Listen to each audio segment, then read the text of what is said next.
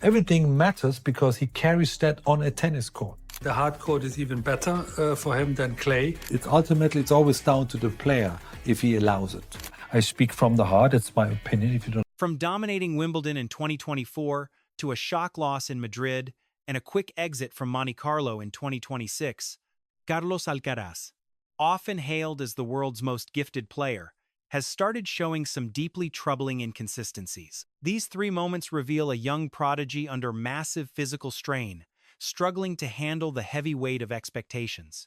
Now, tennis icon Boris Becker is speaking up, delivering a formal indictment rather than just a casual remark, specifically targeting the inner circle surrounding Carlos Alcaraz every single day. Becker's bold claim mirrors whispers that have haunted the tennis world for months, pointing to something far deeper than just a few bad games.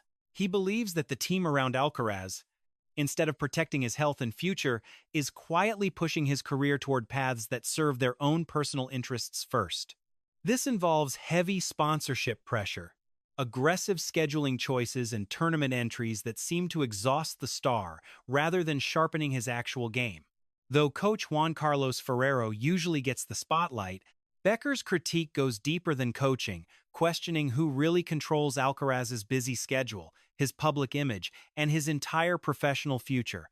For an elite talent like Alcaraz, with 4 Grand Slam titles at just 22, the world expects growth and rock-solid consistency, not this sudden pattern of erratic performances. This is exactly the kind of conversation Alcaraz's inner circle wants to shut down. Boris Becker isn't just spinning theories. He is highlighting a clear trend that becomes impossible to ignore once you see it. By now, Carlos Alcaraz was supposed to be the unstoppable dominant force in the world of men's tennis. At the incredible age of 19, he climbed the rankings to become the youngest world #1 ever seen. He then grabbed the Wimbledon title at 20 and successfully defended his crown just 1 year later. His rise was much more than just promising. It was actually unprecedented. Every sign suggested he would rule the sport for the next decade with almost no serious rivals. After such a legendary start, one big question remains: why does his career path feel so fractured right now? Boris Becker brings decades of elite experience to the table, knowing the professional tennis landscape better than almost anyone. He won 6 Grand Slam titles as a player and later coached Novak Djokovic to 6 more major championship victories. This deep history gives Becker a unique perspective on the difference between being a successful pro and becoming a true legend. Plus, his own difficult personal journey has given him a sharp understanding of how fast a career can derail when advisors stop focusing on the athlete's best interests. Becker's fears for Alcaraz didn't just pop up after one explosive press conference or some sudden dramatic resignation. Instead, he's dropped constant hints and serious remarks across a long series of recent interviews, podcasts, and TV appearances. Taken together, these points build a story that the mainstream tennis media has been too afraid to really dive into. The narrative suggests that those closest to Carlos Alcaraz are making choices that, while not obviously harmful yet, could be quietly blocking his path to long-term dominance in the sport. We start by looking at Alcaraz's grueling and demanding competition schedule. During 2024, he played a massive number of tournaments, proving just how committed he is. After Roland Garros, winning Wimbledon, and hitting the Paris Olympics, he pushed straight into the tough North American hard court tour. By the time the US Open started, anyone watching could see that Alcaraz was physically burnt out. His quarterfinal loss to Jack Draper, while Draper played great, showed a massive drop in Alcaraz's usual speed, power, and that famous ability to chase down impossible balls. Becker called this out directly, claiming Alcaraz's calendar seems built more for fame and commercial profit than for the vital goal of being physically ready for major championships. This isn't just some casual piece of criticism.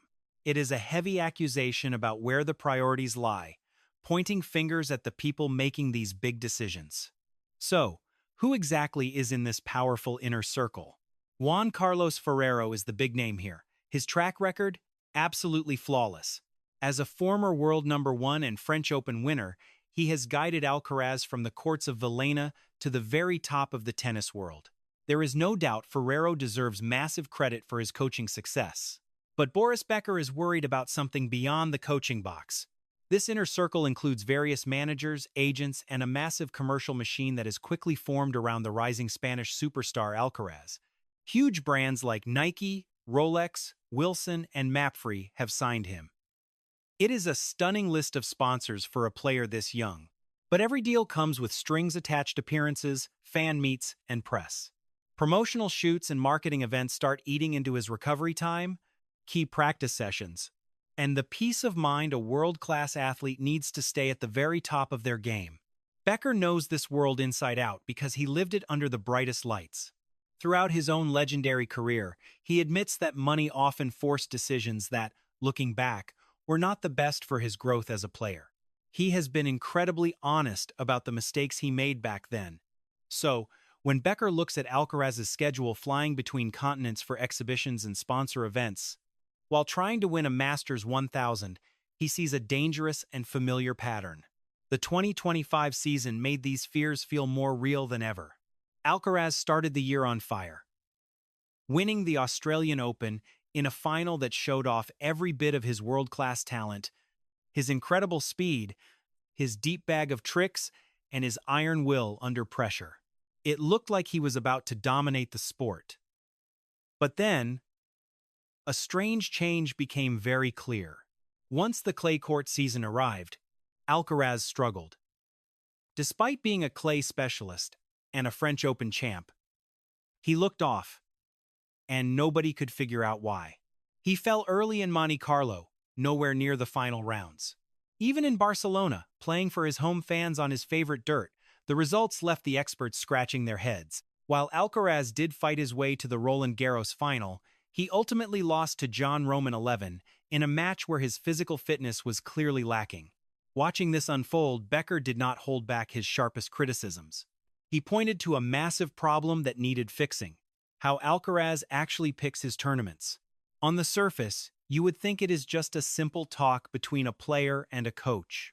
However, the messy world of the modern ATP business makes this simple plan a lot more complicated than it looks.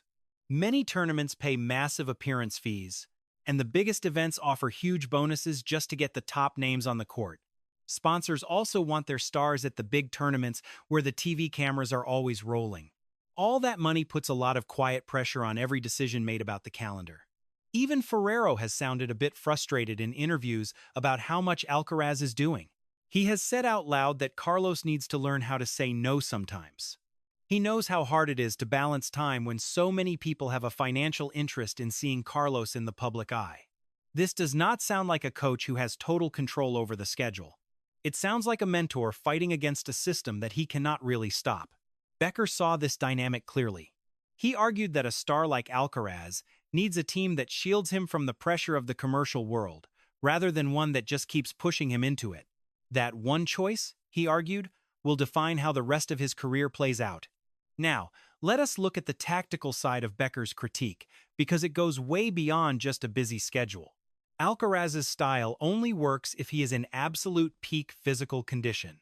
He is defined by blistering speed and explosive strokes, moving with a recovery pace that leaves rivals in the dust. His style demands peak physical conditioning. Contrast that with Novak Djokovic, whose efficient game allows him to breeze through long seasons without destroying his body. Alcaraz's hyper-aggressive tennis puts massive strain on his young frame. Every high-stakes match takes a heavy toll on him. Because of this, his training schedule is absolutely vital. Choosing rest days or practice times isn't just paperwork, it's a high-stakes survival strategy. These choices are the bedrock, deciding if his massive talent ever reaches its full potential. Having coached Novak Djokovic through his toughest years, Boris Becker knows exactly what it takes to manage a world-class athlete. He saw firsthand how Team Djokovic would skip major tournaments. They pulled out of events, prioritizing long-term health over quick ranking points. Fans hated it at first, but that discipline built a decade of total tennis dominance. When Becker looks at that calculated approach versus Alcaraz's current management, the massive contrast leaves him feeling seriously worried. Plus, a huge part of Becker's concern, something the media ignores, is Alcaraz's mental state and the people influencing him. At the top level, Winning is about mental toughness as much as physical skill. How a champion reacts to a loss. Handling the press and the crushing weight of expectation changes everything. Despite his wins, Alcaraz has shown he can crack under extreme pressure. Specifically, during those 2025 battles with Sinner, Alcaraz looked heavy, not outplayed, but mentally weighed down by pressures that clearly extend far beyond the lines of the court. So who is protecting his mind? Who helps him process a tough loss and turns it into a lesson for the future? And who stops commercial sponsors from piling on right after a crushing defeat on court? These questions point straight to Alcaraz's team. Becker has hinted without naming names that the answers coming from his inner circle are not exactly very reassuring. Looking at Novak Djokovic's career path gives us the answer. Djokovic kept a tiny protective circle that never rushed a single decision regarding his career. His team accepted being called arrogant by the public. They skipped events and made unconventional choices just to protect Novak's competitive edge, and it worked brilliantly. That laser focus resulted in 24 Grand Slam titles. Alcaraz's team operates in a different way. They are open, friendly, and always ready to say yes to more media and more brand deals. This friendly vibe made Alcaraz a fan favorite, the most loved player in the world. But Becker thinks this openness makes him an easy target for external distractions that can slowly ruin a career. Rafael Nadal's story offers a third way to see this. Nadal's team was incredibly disciplined. They kept a very tight inner circle and stayed completely focused on his main goals, never wavering for a second. His uncle, Tony Nadal, famously ignored the lure of commercial sponsors and big checks. They walked away from fast money to keep the focus on tennis. Their only goal was keeping Rafa at the top for years. That discipline earned him 22 Grand Slam wins. Becker often calls the Nadal model the gold standard for management. Comparing that to Alcaraz's current setup makes his managers look like they are making a mistake. You could easily say this is just one retired champion's very personal opinion. But Becker is definitely not the only one. Pat Cash, another legendary champion, voiced similar concerns about the dangers of over-commercialization for rising tennis stars. Plus, Mats Wilander questioned Alcaraz's prep for Roland Garros after his 2025 loss, wondering if the routine was actually helping him win. These guys aren't just random pundits. They've lived at the peak of the ATP Tour and know exactly what it takes to stay there year after year. Most in the tennis world stay quiet on these sensitive topics because the money is so tightly linked. The whole sport relies on players, teams, and massive sponsors working in perfect harmony to keep the revenue flowing. Everyone from broadcasting networks to tournament directors has a vested interest in staying friendly with the powerful agents representing the elite players. Calling out how a star is managed creates friction, and in this business, most people would rather avoid that drama. At this point, Becker has very little to lose by speaking his mind. After surviving bankruptcy, prison time, and brutal public judgment, he's rebuilt his name through honest, expert commentary that people actually respect. He doesn't need to suck up to management firms or beg for appearance fees from the big tournaments anymore. This freedom allows him to speak the hard truths that other commentators are too afraid to even whisper. Without any sugarcoating, Becker points to a reality that many are ignoring. Carlos Alcaraz's team might not be putting his physical health at the top of their priority list. Instead, they're balancing his tennis goals against big sponsorship deals, media exposure, and the complex politics of the professional circuit. This high-stakes balancing act is slowly chipping away at the legendary career that Alcaraz's natural talent should be building. It is vital to clarify that this perspective doesn't make Ferrero the villain or suggest his management team is acting maliciously. It simply shows they're trapped in a system that prizes instant fame and marketability over long-term athletic health. The problem is built into the system as much as the individual. But these corporate issues have real consequences, and we're starting to see them play out during Alcaraz's matches. You see it in his physical condition during long, grueling seasons. There's also this nagging feeling that his prime years aren't being handled with the absolute precision and strategic focus they truly deserve. Even Alcaraz himself has dropped hints that he feels this growing pressure. During an interview in 2025, he admitted to a deep fatigue that wasn't just physical, calling it a heavy mental burden he couldn't shake. He's usually very careful with his words, which made this honest moment even more shocking to fans. It's rare for a 22-year-old star, who should be at his physical peak, to talk about such heavy mental burnout in the middle of a season. This is a massive warning sign, and his inner circle needs to start listening before it's too late. By bringing this up, Becker is forcing everyone to look at a problem that the sport desperately needs to solve. The history of injuries also adds a dark cloud to this whole conversation. Alcaraz has struggled with constant muscle issues, forcing him to pull out of huge tournaments at the worst times. A forearm injury ruined his grass court prep in 2023, and leg issues plagued his hard court run in 2024. These aren't just bad luck for a player at his level. Repeated muscle injuries are almost always a sign of total exhaustion and not taking enough time to recover. The human body always sends out warning signals before it finally reaches its breaking point. The real question is, are his coaches listening to those alarms, or are they just scheduling more matches? Becker spoke about this directly during his commentary in the 2024 season, noting that at 21, you feel like you're invincible right up until the moment your body snaps.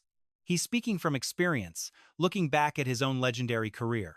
He remembers ignoring those same red flags, making choices based on external pressure rather than what was best for his health.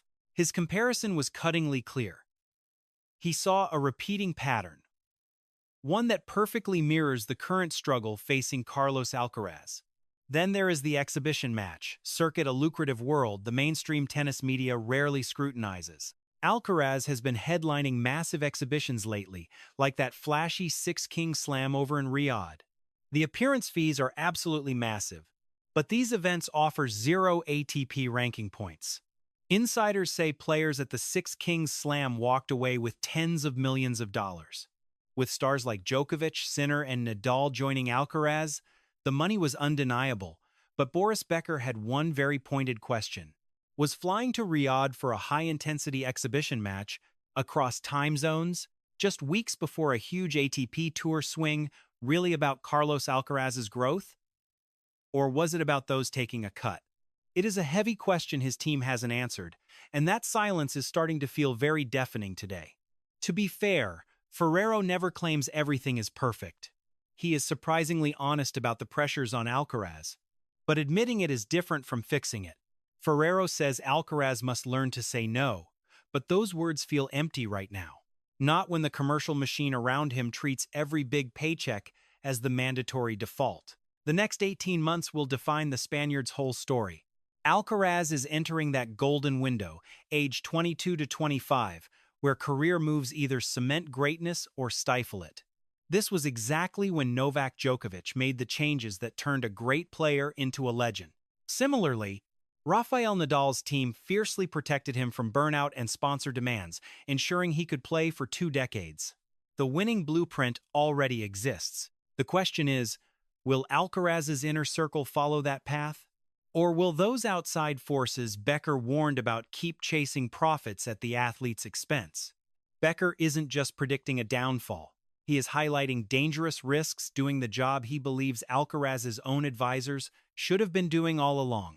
Watching one of the most naturally gifted tennis players to ever hit the court, Becker is shouting that the current support system is simply not enough to protect a career that this level of talent deserves.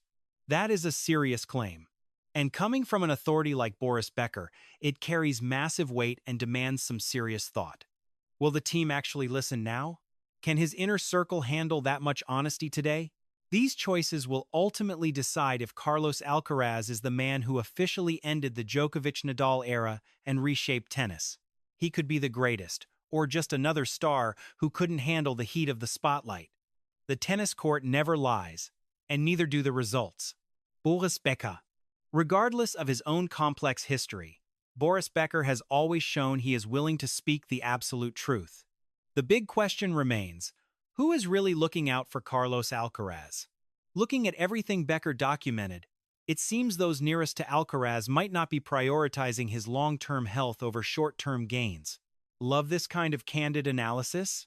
Subscribe now and hit that notification bell so you never miss an update. We explore paths that the mainstream tennis media usually avoids. If you have been following us, you know exactly what kind of unique perspective we offer. Join the community today.